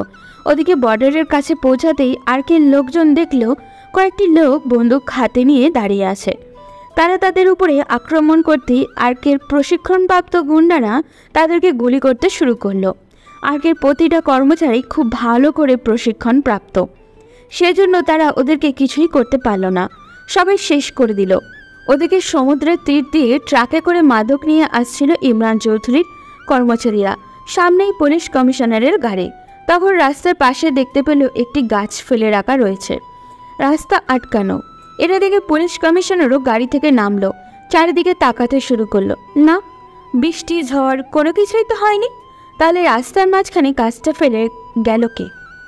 তারা ঘুরতে শুরু করলো, কিন্তু হঠাৎ আশেপাশে কাউকেই দেখতে পেল না। হঠাৎ ভীষণই ধোঁয়া চারপাশ থেকে আসতে শুরু করলো। কমিশনারের সামনে তাকাতেই দেখতে পেল একটি কালো পোশাকধারী লোক তাদের সামনে দাঁড়িয়ে আছে। কমিশনার তখন গুলি করতে শুরু করলো, কিন্তু গুলি লোকটার উপরে লাগার পরেও সে স্বাভাবিকভাবেই দাঁড়িয়ে আছে। লোকটা এগিয়ে আসতে শুরু করলো কমিশনারের দিকে। কমিশনার পিছিয়ে যেতে যেতে হঠাৎই হোঁচট খেয়ে পড়ে গেল। লোকটা তখন কাছে এসে কমিশনারের গলা চেপে ধরে বলল, কি বলেছিলাম কমিশনার, সময় এগিয়ে এসেছে, তোর মৃত্যুর সময় চলে এসেছে। তুই কি ভেবেছিলি তুই আরকে শেষ করে দিবি? আরকে যাকে শেষ করার কথা বলে সে আরকের হাত থেকে কোনোদিনও বাঁচতে পারে না। তোর মৃত্যুর সময় চলে এসেছে, তোকে মরতেই হবে। চোখের সামনে ভয়ানক আরকে দেখে কমিশনারের কাপড় নষ্ট হয়ে গেল। সে কি করবে কিছুই বুঝে উঠতে পারছিল না। সে তার আশেপাশে তাকিয়ে দেখল বাকি পুলিশেরা আর ইমরান চৌধুরীর কর্মচারীরা সবাই মাটিতে শুয়ে পড়েছে। সেই ধোঁয়ার মধ্যে ছিল ভয়ঙ্কর একটি কেমিক্যাল, তাই সবাই ঘুমিয়ে পড়েছে রাস্তার মাঝখানে। কমিশনারের মাথা ঘুরতে শুরু করলো, কিন্তু আরকে কেন অজ্ঞান হচ্ছে না এটা কমিশনার চিন্তা করছিল। তখন লক্ষ্য করলো আরকের মুখের মধ্যে মাস্ক। কমিশনার আস্তে আস্তে অজ্ঞান হয়ে পড়ল। তখন তাকে গাড়িতে তোলা হলো। এরপর আরেকটু দূরে গিয়ে আবারও ফিরে আসলো গাড়িটাকে, একটু সাইড করে গাড়ি থেকে একটি বোম বের করলো। এরপর সেই ট্রাকের উপরে মেরে দিল। ট্রাকটাতে বিকট শব্দ করে সব কিছু চূর্ণ বিচূর্ণ হয়ে গেল। এরপর কমিশনারকে তুলে নিয়ে আসা হলো আর্কের আস্তানায়। সেখানে এনে তাকে জল ছিটিয়ে হুঁশ ফিরানো হলো। কমিশনার কান্না করতে শুরু করলো, আর্কের সামনে বসে হাসতে শুরু করলো। ওদিকে ইমরান চৌধুরী যখন জানতে পারলো তার মালগুলো কেউ একজন বোম মেরে উড়িয়ে দিয়েছে, তখন সে শুভ এবং সিয়ামকে ধরে নিয়ে আসলো। এরপর তাদেরকে মারতে মারতে বলল, তোরা আমার সাথে বেমানি করেছিস তাই না? তোরা আরকে সব কিছু জানিয়ে দিয়েছিস, আর আমি তোদেরকে বলেছিলাম আরকে বর্ডারের কাছাকাছি পাঠাতে, তাহলে কেন সমুদ্রের কথা আরকে বললি? স্যার বিশ্বাস করেন, আমরা আর কে এই ব্যাপারে কোনো কিছুই বলিনি। আমরা তাকে বর্ডারের কাছাকাছি যেতে বলেছিলাম, সেই জন্য দেখুন আপনার লোকজন বর্ডারে মরে পড়ে আছে। আর কে ওখানে গিয়েছিল? আমার মনে হয় ওখানে আপনার অন্য কোনো শত্রু এই কাজ করেছে, আর কে ওখানে যায়নি। হ্যাঁ স্যার, আমারও এটা মনে হচ্ছে। আমরা দুজন আর কে ভালো করে বুঝিয়েছিলাম, আর কে নিজেই বলেছে সে বর্ডারে যাবে। সমুদ্রের ব্যাপারে আর কে কোনো ইনফরমেশন জানে না। আমার মনে হয় আপনার অন্য কোনো শত্রু এটা করেছে। তখন তারা তিনজনে অবাক হয়ে গেল, কি করবে কিছুই বুঝে উঠতে পারছিল না। রায়হান রহমান তখন বললেন, ইমরান সাহেব, এবার কিন্তু আমারও ভীষণ ভয় করতেছে। আমাদের এত টাকা লস করে দিচ্ছে, আমার মনে হয় আপনার কাছ থেকে আমার দূরে চলে যাওয়া দরকার, কারণ আপনার সাথে থাকলে আমার নিজেরও জীবনের বিপদ হতে পারে। রায়হান সাহেব, আপনি ঠিক বলেছেন, আমিও এটাই চিন্তা করতেছি। আমাদের উচিত এখন দেশ ছেড়ে চলে যাওয়া, কারণ দেশে থাকলে আমাদেরও বিপদ হতে পারে। ইমরান সাহেবের সাথে শত্রুতা করতে গিয়ে পরে আমাদেরকেও মেরে ফেলবে আর কে। আপনারা দুজন কি পাগল হয়ে গেছেন? এই বিপদের মধ্যে আমাকে একা ফেলে চলে যেতে চাইছেন? এতদিন আপনাদের সাথে ব্যবসা করলাম, আর এই আপনারা এখন তার প্রতিদান দিলেন? আপনারা প্রস্তুত থাকেন, আমি আজকের ভিতরে বিদেশ থেকে একটা ভালো হ্যাকার গ্রুপ ভাড়া করে আনতেছি। ওই ছেলেটা কোথায় থাকে সব ইনফরমেশন আমি বের করতেছি। যা করার তাড়াতাড়ি করুন ইমরান সাহেব, কারণ আমরা আপনার সাথে থেকে বিপদে পড়তে চাই না। আমাদের একটা সম্মান আছে, এই ছেলেটা যে কোনো সময় আমাদের বিরুদ্ধে প্রমাণ ফাঁস করে দিতে পারে। এরপর বুঝতে পারছেন আমাদের সম্মান কোথায় যাবে? আমরা মানুষের সামনে মুখ দেখাতে পারবো না। আড়ালে এই ব্যবসাটা করছি, যদি প্রকাশ পেয়ে যায় তাহলে মানুষের সামনে মুখ দেখানো আমাদের পক্ষে সম্ভব হবে না। ইমরান সাহেব তখন তার এক বন্ধুর সাথে যোগাযোগ করলেন। তার এই বন্ধু বিদেশের একটি বড় মাফিয়া, তিনি তার সাথে যোগাযোগ করে একটি হ্যাকার গ্রুপকে পাঠাতে বললেন। সে বলল রাতের মধ্যেই তারা পৌঁছে যাবে দেশে। ওদিকে আরকে তখন কমিশনারের কাপড় খুলে বেধড়ক মারতে শুরু করলো। কমিশনার চিৎকার করছিল, কিন্তু তাকে মেরে ভিডিও করা হচ্ছিল। এরপর কমিশনার সব কিছু স্বীকার করলো, কিভাবে কি করেছে। সব কিছু স্বীকার করার পর সেই ভিডিওটা অনলাইনে ছেড়ে দেওয়া হলো। মুহূর্তের মধ্যেই সেটা ভাইরাল হয়ে গেল। পুরো দেশের মানুষ সেটা দেখার পর হাসাহাসি করতে শুরু করলো। কমিশনারের জন্য এখন বেঁচে থেকে কোনো লাভ নেই, কারণ এখন রাস্তায় বের হলেই মানুষ তাকে নিয়ে হাসাহাসি করবে। আরকে তখন এগিয়ে গেল কমিশনারের দিকে। এরপর তার গলা বরাবর একটি ছুরি ধরে বলল, তোকে রাখা হয়েছিল দেশের মানুষের সুরক্ষার জন্য, কিন্তু তুই বেইমানি করছিস। তোর দায়িত্বে অবহেলা করে তুই অপরাধীদেরকে সহযোগিতা করেছিস। তোর কারণে এই দেশের মানুষ মাদকের নেশায় আসক্ত হয়ে পড়েছিল। যুব সমাজকে তুই ধ্বংস করছিলি। আজকে তোর সব পাপের শাস্তি আমি দিয়ে দেব। তুই কি ভেবেছিলি তোর আমাকে ভুল ইনফরমেশন দিলেই আমি ভুল পথে চলতে শুরু করব? মনে রাখবি, আর কে কারো কথা শুনে চলে না, আর কে নিজে যা সিদ্ধান্ত নেয় সেটাই করে। তাই তোদের এসব ভুল ইনফরমেশন আমার কাছে কিছুই না। Good bye. বলেই কমিশনার ঘাট থেকে মাথাটা আলাদা করে দিল। এরপর কমিশনারের লাশটা পাওয়া গেল রাস্তার পাশে একটি ড্রেনে, কিন্তু মানুষ সেটাকে টুকরো টুকরো করে দিল, কারণ এই মানুষকে বাঁচিয়ে রাখার কোনো কারণ ছিল না। যে মেরেছে সে ভালোই করেছে, এইরকম বিভিন্ন কথা ছড়িয়ে পড়ল। ওদিকে ইমরান সাহেব যখন এটা দেখল তখন ভীষণ ভয় পেয়ে গেলেন। রাতে তারা বসেছিলেন তাদের আস্তানায়। হঠাৎ করে কিছু লোক তাদের সাথে দেখা করতে আসলো। তখন সামিয়া এসে বলল, স্যার, বিদেশে কয়েকজন লোক এসেছে আপনার সাথে দেখা করতে। আমি তাদেরকে চিনতে পারছি না, তাদেরকে কি ভিতরে নিয়ে আসবো? হ্যাঁ, তাড়াতাড়ি ওদেরকে ভিতরে দিয়ে আসো, ওদের জন্য আমরা অপেক্ষা করছিলাম। সামিয়া তখন তাদের ভেতরে নিয়ে আসলো। তারা সবাই কালো পোশাক পরে আছে। সবাই এসে ইমরান সাহেব, সুমানা মির্জা এবং রায়ান রহমানের সাথে পরিচিত হলো। এরপর ইমরান সাহেব সব কিছু তাদেরকে বুঝিয়ে দিলেন। তখন গ্রুপের লিডার জনসন বলল, দেখুন, আমরা কোনোদিন কোনো কাজে ফেল করিনি, এই কাজেও করব না, এই ব্যাপারে আপনি নিশ্চিত থাকতে পারেন। কিন্তু ওই টাকা ফিরে আসার সম্ভাবনা নেই আমার মনে হয়। যে কোনো হ্যাকার টাকা নেওয়ার পর সেটা ওই জায়গায় রাখে না, কারণ সেটা ওই জায়গায় রাখলে তার জন্য বিপজ্জনক। সেই জন্য টাকা সে ছড়িয়ে ছিটিয়ে ফেলছে। তাই আপনার উচিত হ্যাকারের লোকেশন বের করে তারপর তাকে শেষ করে দেওয়া। যা করার হয় করুন, ওই ছেলেটার ইনফরমেশন আমি চাই। ওকে যতক্ষণ না পর্যন্ত শেষ করছি ততক্ষণ পর্যন্ত আমার শান্তি নেই। আমার বুম হারাম করে দিয়েছে ওই ছেলেটা। এটা আমাদের হাতের খেল, আপনি কোনো চিন্তা করবেন না। কিন্তু আমাদেরকে প্রতি ঘন্টায় 2 কোটি টাকা করে দিতে হবে। আমরা যদি 5 ঘন্টা কাজ করি তাহলে আমাদেরকে 10 কোটি টাকা দিতে হবে, এবং আমরা অ্যাডভান্স ছাড়া কোনো কাজ করি না। টাকা নিয়ে আপনাকে কোনো চিন্তা করতে হবে না, আপনাদের চাহিদার চেয়ে বেশি দিব, কিন্তু আমার কাজটা ঠিকমতো হওয়া চাই। যদি আমার কাজ কোনো সমস্যা হয় তাহলে কিন্তু আমরা বিপদে পড়ে যাব। আমরা 3 জনেই এই দেশের সুনামধন্য 3 জন মানুষ। যদি আমাদের সম্মান কোনো আঘাত লাগে তাহলে কিন্তু খুব খারাপ হয়ে যাবে। আরে মিস্টার, আপনি কোনো চিন্তা করবেন না, আপনার সম্মানে কোনো আঘাত লাগবে না। আমি কিছুক্ষণের মধ্যেই এই ছেলেটার ইনফরমেশন আপনাকে দিচ্ছি। বলেই তারা কাজে লেগে পড়ল। ওদিকে আরকে তখন নিজের আস্তানায় বসেছিল। হঠাৎ করে তার জ্যাকেটের মধ্যে এমার্জেন্সি ওয়ার্নিং বেল বাজতে শুরু করলো। তার বাড়ি থেকে আস্তানা অনেকটাই দূরে। হঠাৎ করে ওয়ার্নিং বেল কেন? এটা দেখার পরেই সে কিছুটা ভয় পেয়ে গেল। তার মানে কি কেউ তার সিকিউরিটি সিস্টেম হ্যাক করার চেষ্টা করছে? আরকে তাড়াতাড়ি করে বাসায় যাওয়ার জন্য গাড়িতে উঠল। ওদিকে প্রায় 20 মিনিট পর সেই হ্যাকার গ্রুপের লিডার ইমরান সাহেবের সামনে দাঁড়িয়ে বলল, 10 নম্বর স্টোরে 21 নম্বর বাসায় তাড়াতাড়ি চলে যান। ওই ছেলেটার ওখান থেকেই সব কিছু হ্যাক করছে। আপনারা ওইখানে গেলেই তাকে ধরতে পারবেন। অসাধারণ কাজ করেছেন। আপনাদের টাকা আমি কিছুক্ষণের মধ্যেই পৌঁছে দেব, আপনারা কোনো চিন্তা করবেন না। এখন আমাকে আমার কাজটা করতে হবে। কোথায় তোমরা সবাই?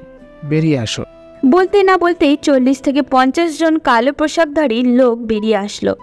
সবাই মিলে গাড়িতে উঠল। গাড়ি চলে গেল আর্কের বাসার ঠিকানা অনুযায়ী। সেখানে গিয়ে দরজার কাছে দাঁড়িয়ে থাকা 7-8 জন লোককে সঙ্গে তারা গুলি করে মেরে ফেলল।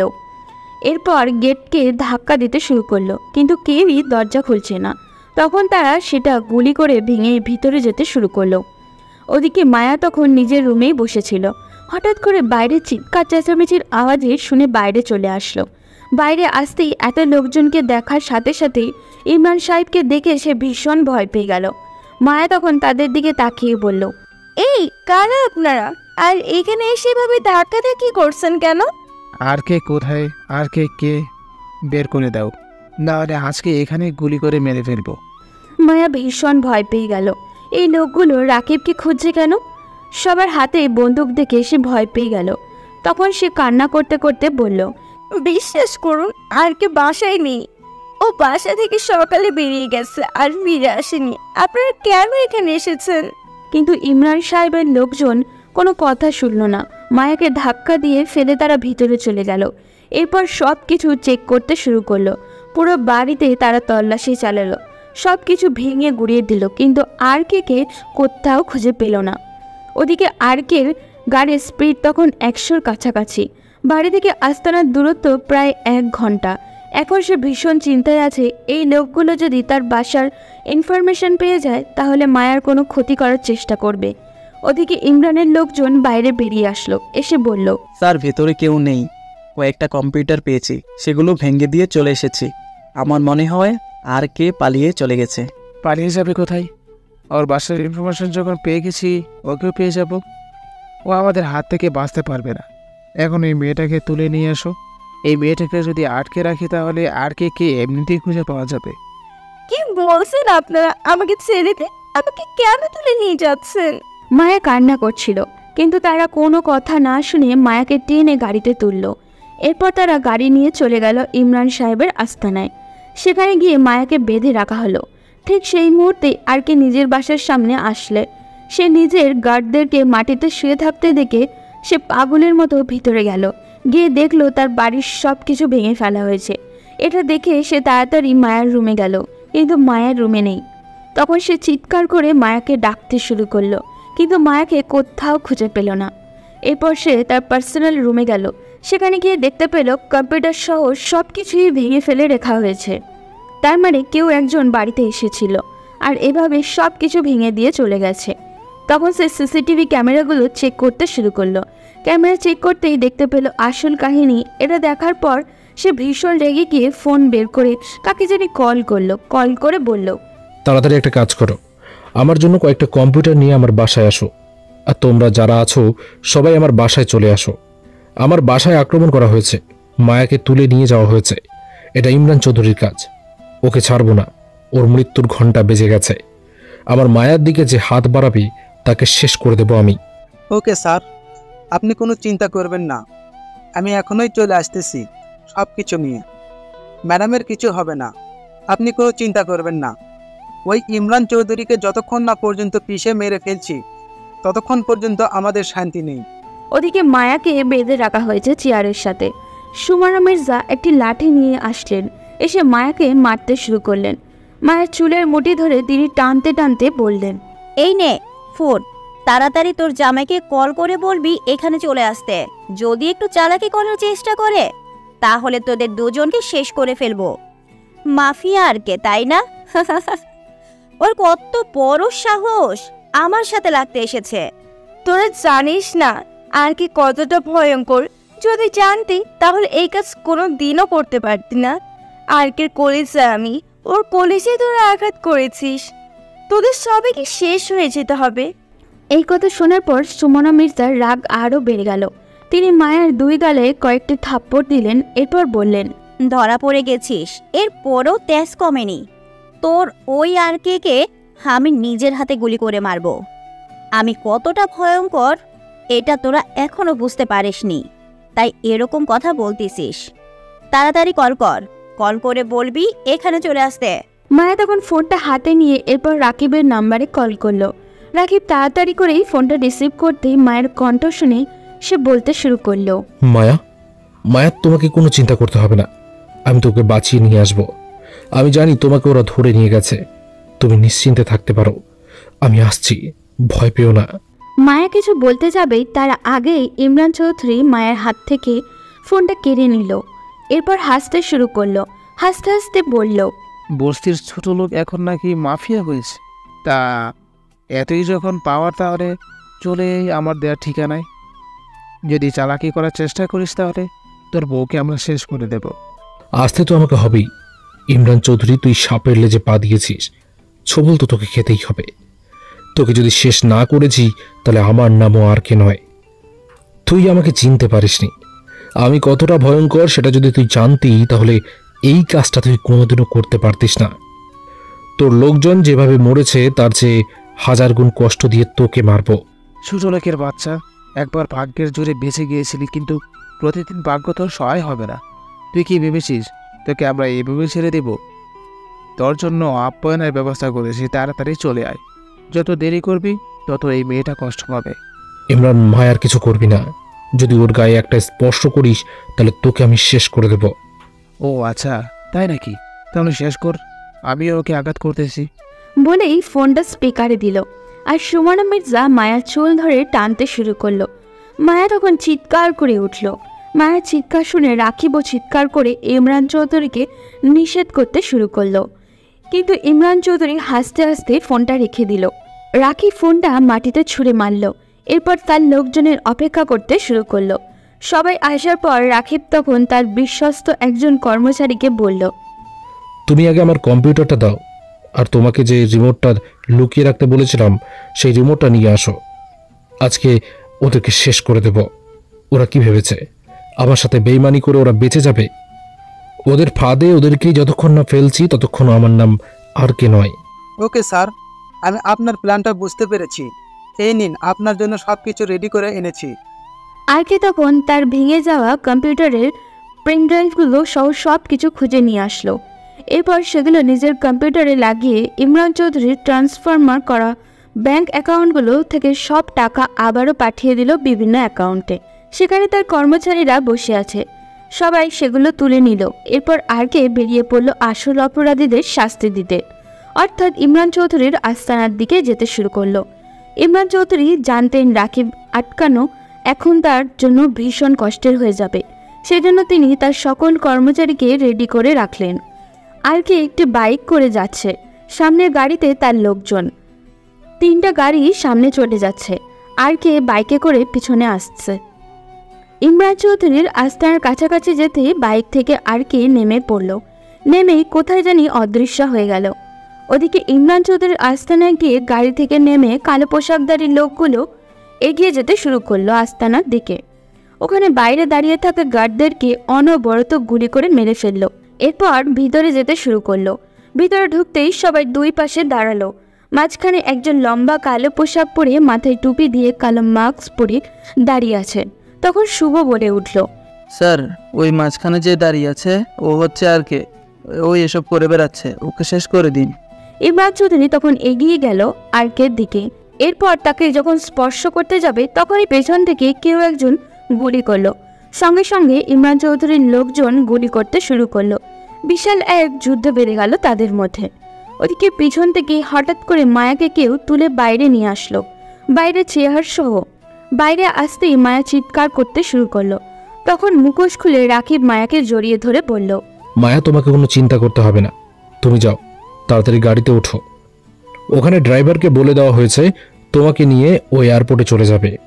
তুমি ওখানে গিয়ে অপেক্ষা করতে থাকো, আমি এদেরকে শেষ করে আসছি। আমরা দুজনে আজকে সুইজারল্যান্ডে যাব। রাকিব, তুমি এইখানে? তাহলে ভেতরে তোমার পোশাক পরে মারামারি করছে। ওকে মায়া, এত কথা বলার সময় নেই। তুমি তাড়াতাড়ি যাও, গাড়িতে ওঠো, না হলে ওরা বাইরে চলে আসবে। ওরা বুঝে যাবে সবকিছু আমি প্ল্যান করে এসেছি। তুমি যাও, তাড়াতাড়ি গাড়িতে ওঠো। মায়া আর কোনো কথা বলল না, গাড়িতে উঠে বসলো। এদিকে রাকিব তখন ভিতরে ঢুকলো, আবার মাস্ক পরে। দুইটা আর কে আসলে কে এটা কেউই জানে না। ভিতরে ঢুকেই আর কে চিৎকার করে উঠল। সবাই থেমে গেল। আর কে লোকেরা আস্তে আস্তে বাইরে যেতে শুরু করলো। তখনই ইমরান চৌধুরী হাসতে হাসতে বলল, কি আর কে, বস্তির ছেলে, এই তোদের পাওয়ার? এখনই পালিয়ে চলে যাচ্ছিস? এসেছিলি তো আমার সাথে লড়াই করার জন্য, তাহলে পালিয়ে চলে যাচ্ছিস কেন? আরে বোকা, তুই কি ভেবেছিস আমরা নিজেরা নিজেদের জীবন এভাবেই দিয়ে দেব? আমরা এতটাও বোকা নই। তোদের সময় হয়েছে মরার, সেজন্য আমরা বেরিয়ে যাচ্ছি। তোদের সবাইকে একত্রে মারব। এর আগে তোদের বিরুদ্ধে সব প্রমাণ তো সরকারের কাছে সাবমিট করতে হবে। সেই জন্য এতক্ষণ ধরে একটু অভিনয় সাজাচ্ছিলাম। আর অভিনয় করতে হবে না। রবি, মুখোশ খুলে ফেলাও।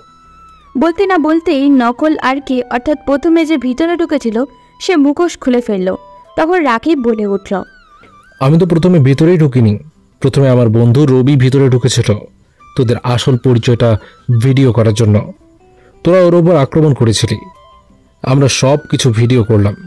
এরপর সেটা সরকারের কাছে পাঠালাম যাতে তোদের আসল পরিচয়টা সবাই জানতে পারে। এরপরেই তো আমি ভিতরে ঢুকলাম। তোরা কি ভেবেছিলি মায়াকে দিয়ে আমাকে হুমকি দিবি? কোথায় মায়া? দেখ তো মায়া আশেপাশে আছে কিনা। এই কথা বলতেই ইমরান চৌধুরী এবং তার লোকজন আশেপাশে তাকাতে শুরু করলো, কিন্তু মায়াকে কোথাও দেখতে পেল না। এটা দেখার পর তারা সবাই অবাক হয়ে গেল। তখন রাকিব হাসতে হাসতে বলল, আরে চারিদিকে তাকিয়ে কোনো লাভ নেই। সে এতক্ষণ অনেক দূরে চলে গেছে। আমার লোকজন তাকে অনেক দূরে নিয়ে চলে গেছে। তোরা এদিকে ব্যস্ত ছিলি, ওদিকে আমি আমার কাজটা করে ফেলেছি। আর তুই, শুভ আর সিয়াম, তোরা কি ভেবেছিলি আমার সাথে তোরা চালাকি করছিলিস? তোরা একবার নিজেদের গলায় হাত দিয়ে দেখ তো কি আছে। তখন তারা দুজনেই তাদের গলায় হাত দিল। দেখতে পেল একটা কালো জিনিস তাদের গলায় লাগানো, কিন্তু তারা কিছুতেই বুঝতে পারছিল না এই জিনিসটা আসলে কি। তখন রাকিব হাসতে হাসতে বলল, আরে বোকারা, তোরা কি ভুলে গেছিস? তোদেরকে ছেড়ে দেওয়ার আগে একবার অজ্ঞান করেছিলাম। সেই অজ্ঞান করার পরেই আমি একটা বিশেষ মাইক্রোচিপ তোদের গলায় সেট করে দিয়েছি। তোরা বেইমানি করবি সেটা আমি খুব ভালো করেই জানতাম, কারণ বিশ্বাসঘাতকদেরকে আমি কখনো বিশ্বাস করি না। তাই এটা লাগিয়ে দিয়েছিলাম। তোদের এখানকার সব কর্মকাণ্ড আমি ওখানে বসেই দেখতাম এবং শুনতাম। তোদের সব প্ল্যান সম্পর্কে আমি জানতাম। আমি তো ওদের সাথে শুধু অভিনয় করছিলাম। তোরা আমাকে বর্ডারের কথা বলে কি ভেবেছিলি ওখানে নিয়ে আমাকে মেরে ফেলবি? আরে আমি তো আগে থেকে জানতাম তোরা সমুদ্র দিয়ে মালগুলো পাচার করবি। সেই জন্যই আমি আগে থেকেই ওখানে প্রস্তুত ছিলাম আর বর্ডারে পাঠিয়েছিলাম আমার কিছু কর্মচারীদেরকে। আরও শুনবি? শুনলে তো আরও অবাক হয়ে যাবি। এই কথা বলেই রবি এবং রাকিব দুজনেই হাসতে শুরু করলো। ইমরান চৌধুরী এবং তার সাথে থাকা তিনজনই অবাক হয়ে গেল। সুমানা মির্জা তখন পালানোর চেষ্টা করলো। রাকিব চিৎকার করে বলল, আরে ম্যাডাম, আপনি কোথায় পালিয়ে চলে যাচ্ছেন? এখান থেকে পালানোর কোনো সুযোগ নেই, কারণ চারিদিকটা ঘিরে ফেলা হয়েছে। এখান থেকে পালিয়ে যেতে পারবেন না, তাই এমনি পালিয়ে গিয়ে কোনো লাভ নেই। আপনি তো আঘাত করেছিলেন আমার কলিজায়, তাই না? যে মেয়েটাকে আঘাত করেছেন সেই মেয়েটা কোনো সাধারণ মেয়ে নয়। আর্কের কলিজাও। আমার কলিজায় যে আঘাত করে তাকে শেষ হয়ে যেতে হয়। এই আর কে, তুই নিজেকে অনেক বেশি চালাক মনে করিস, তাই না?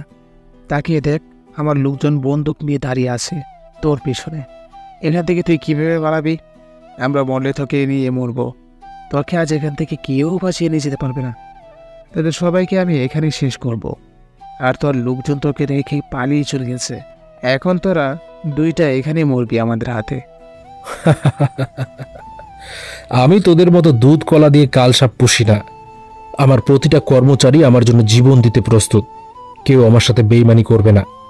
ওদেরকে আমি বলেছিলাম এখন এখান থেকে বেরিয়ে যেতে, কারণ তাদের জীবন আমি ঝুঁকির মুখে ফেলতে চাই না। আমি তো তোর মতো কাপুরুষ নই যে নিজে লুকিয়ে থেকে কর্মচারীদেরকে দিয়ে কাজ করাবো। আমি প্রতিশোধ নেওয়ার হলে সামনাসামনি লড়াই করি। সেই জন্যই তো সামনাসামনি আসলাম। তুই কি ভেবেছিস আমি বিনা প্ল্যানে এখানে চলে এসেছি?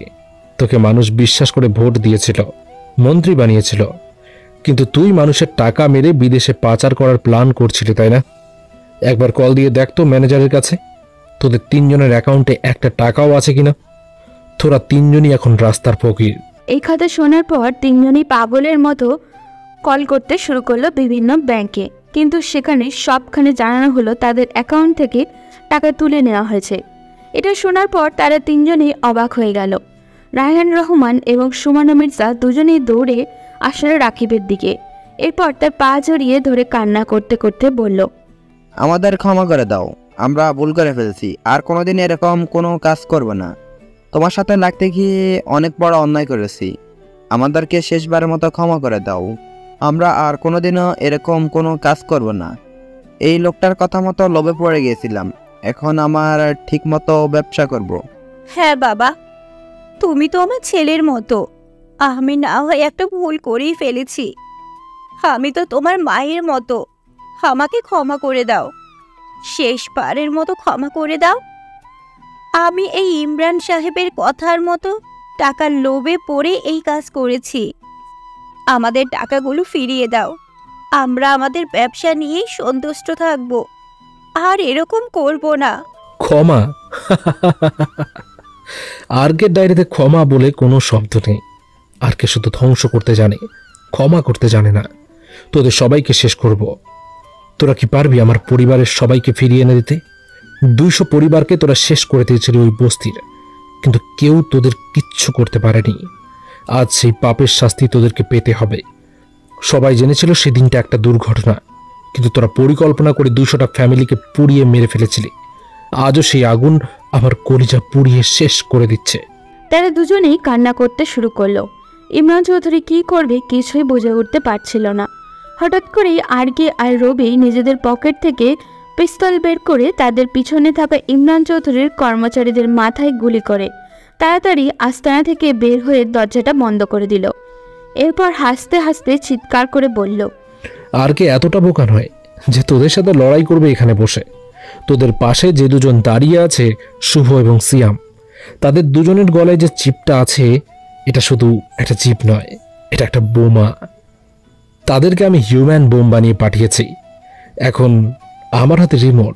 এই রিমোটের একটা ক্লিকে এই পুরো আস্তানাটা উড়ে টুকরো টুকরো হয়ে যাবে।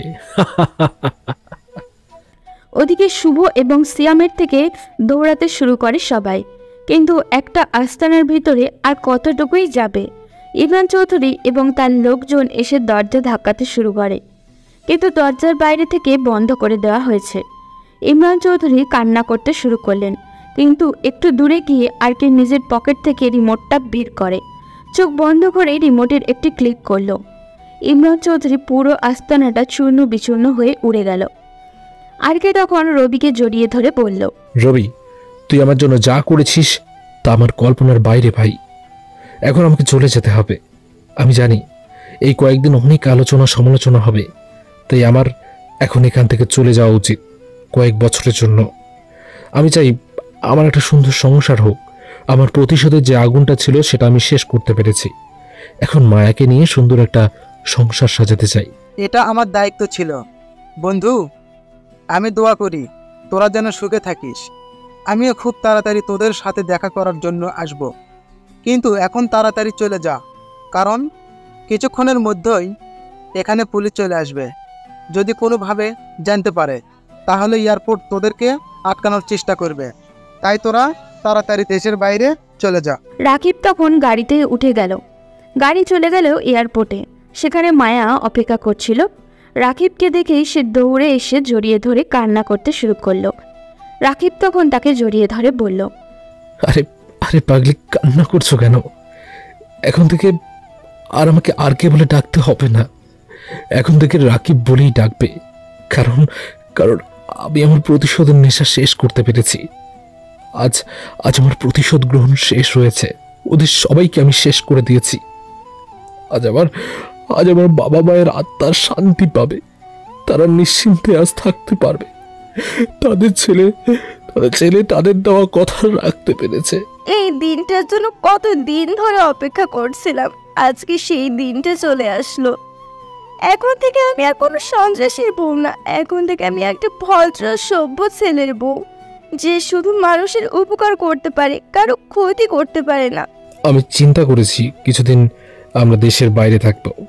দেশে এখন থাকলে বিভিন্ন ঝামেলা হতে পারে, বিভিন্নভাবে আমাদের সন্দেহ করতে পারে। তাই আমরা কিছুদিন সুইজারল্যান্ডে চলে যাব। ওখানে গিয়ে আমরা সুন্দর একটা সংসার সাজাবো। এই কথা শুনে মায়া আরও শক্ত করে রাকিবকে জড়িয়ে ধরল। মায়ার ছোটবেলা থেকেই স্বপ্ন ছিল যদি তাদের টাকা হয়ে যায় তাহলে তারা সুইজারল্যান্ডে চলে যাবে, কিন্তু এইভাবে এই মুহূর্তে এসে স্বপ্ন পূরণ হবে সে কল্পনাও করতে পারেনি। তখন সে রাকিবকে বলল, তুমি এরকম একটা পরিস্থিতিতেও আমার স্বপ্নের কথা মনে রেখেছো, আমার স্বপ্নের দেশে আমাকে নিয়ে যেতে চাইছো। বললাম না আমি নিজেকে ভুলে যেতে পারি, কিন্তু আমার প্রিয়জনের প্রতিটা স্বপ্ন আমি নিজের স্বপ্ন বলে লালন করি, প্রতিটা ইচ্ছাকে আমি নিজের ইচ্ছে বলে উপলব্ধি করি। তাই তোমার ইচ্ছেগুলো পূরণ করার দায়িত্ব আমার। এখন চলো, সময় হয়ে গেছে, একটু পরেই আমাদের ফ্লাইট। তারা দুজনে গিয়ে বিমানবন্দরের ঝামেলা শেষ করে বিমানে উঠল। 20 মিনিট পর বিমান আকাশে উঠল। দিল বিমানের ছোট্ট জানলা দিয়ে উড়ে যাওয়া মেঘের দিকে তাকিয়ে মায়া রাকিবকে বলল, আচ্ছা রাকিব, এই পৃথিবীর মানুষগুলো কি ভালো হবে না? ওরা যদি লোভ না করতো তাহলে এত কিছু হতো না, এত ঝামেলায় পড়তে হতো না কাউকে। ওদের খারাপ কাজগুলোর কারণে একদিন এই পৃথিবীটা ধ্বংস হয়ে যাবে। না মায়া, এই পৃথিবী কখনো খারাপ মানুষের খারাপ কর্মকাণ্ডের জন্য ধ্বংস হবে না। যারা খারাপ মানুষের এসব কর্মকাণ্ড দেখেও কিছু করে না, তাদের জন্যই ধ্বংস হবে। তাই আশেপাশে অন্যায় হলে তার প্রতিবাদ করতে হবে। বসে বসে দেখলে একদিন সেটা নিজের ঘাড়ে এসেই চাপবে। ভাগ্য শব্দটা বড্ড ছোট, কিন্তু এই ভাগ্য এতটাই গুরুত্বপূর্ণ যার গুরুত্ব বর্ণনা করা বড্ড কঠিন। যেই খারাপ কাজ করবে, ভাগ্য একদিন তাকে এমন একটা জায়গায় নিয়ে পৌঁছবে যেখানে সে সামনে গেলে ধ্বংস দেখতে পাবে। পিছাতে চাইলে লজ্জার ঘৃণা হতাশা তাকে ঘিরে ধরবে। সে তখন নিজে থেকেই সিদ্ধান্তহীনতায় ভুগে মারা যাবে। রাকিব, আমি আর কিচ্ছু চাই না। এখন থেকে আমি শুধু তোমাকে নিয়ে বাঁচতে চাই। প্লিজ আমাকে ছেড়ে যেও না। আমার নিঃশ্বাস যতদিন চলবে ততদিন আমি তোমাকে আগলে রাখবো। ভালোবাসি তো তোমায়। আকাশের কোলে একে অপরের দিকে জড়িয়ে ধরল। তাদের গন্তব্য তাদের জন্য সুখের হোক, এই প্রত্যাশাই করি। জীবনে অনেক বিষয় আছে যেগুলো তোমার নিয়ন্ত্রণের বাইরে, এবং সেগুলো নিয়ে মাথা ঘামানোর মানেও হয় না। কারণ এর বাইরে তোমার হাতে হাজার হাজার জিনিস রয়েছে যেগুলো তুমি বিজয় করতে পারো। কিন্তু মানুষ এটাই মানতে চায় না, লোভে পড়ে যায়। কিছু মানুষ নিজের ক্ষমতার অপব্যবহার করে, মানুষের উপর অত্যাচার করে, দিন শেষে তারাই ধ্বংস হয়। তাই নিজের অবস্থানের উপরে সন্তুষ্ট হতে শিখুন। মনে রাখবেন, নিজের হাতের উপার্জিত একটি রুটি অন্যের দয়ার দেওয়া কোরমা পোলাওয়ের চাইতেও উত্তম। তাই নিজের ভাগ্য নিজেই করুন, পরিশ্রম করুন, সফলতা নিজেই আপনার কাছে আসবে। আজ এই পর্যন্তই, দেখা হবে পরবর্তী কোনো গল্পতে। সেই পর্যন্ত সবাই ভালো থাকবেন এবং সুস্থ থাকবেন।